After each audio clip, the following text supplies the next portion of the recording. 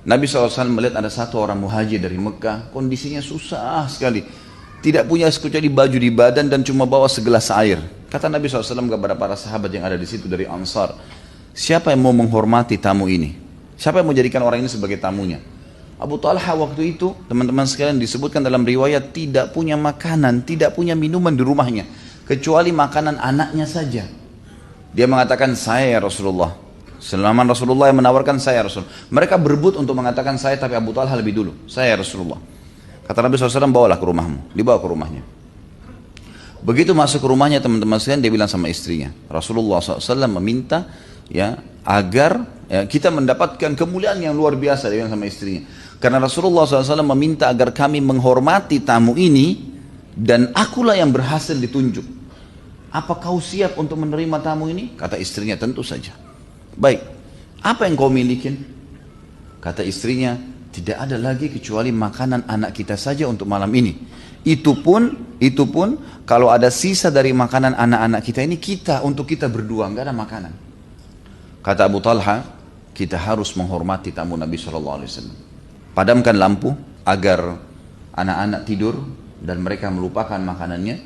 Terangkan lampu di ruang tamu agar tamu tahu kita siap untuk menjamunya, dan hidangkan makanan anak-anak untuk dia, untuk tamu ini. Jangan buat kesan kita nggak punya makanan kecuali itu. Kata istrinya, baiklah. Dilakukan oleh istrinya. Dipadamkan lampu, anak-anak ini ditidurkan, setelah itu makanan dihidangkan sedemikian rupa, semaksimal mereka bisa, sehingga tamunya menganggap memang masih banyak makanan. Silahkan makan, sampai tamunya kenyang. Dan mereka berdua, suami istri, tidur malam hari dengan anak-anaknya kelaparan. Dalam kondisi karena ingin menghormati tamu Nabi SAW. Luar biasa. Gitu.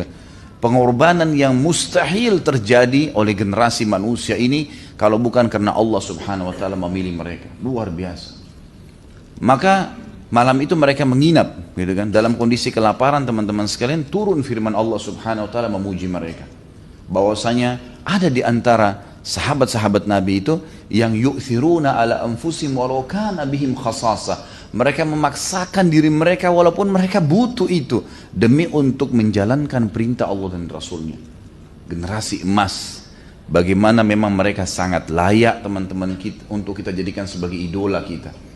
Tahu namanya, tahu bagaimana rumah tangganya, tahu bagaimana perjuangannya, dan mereka yang harus setiap hari kita baca kisahnya. Bukan lagi kisah dongeng yang bohong. Setiap hari sibuk dengan tunggu serial keempatnya, kelimanya, Spiderman, Batman, dan kisah dusta semua. Yang tidak ada sama sekali. Dan itu membuat orang-orang Islam jadi vakum.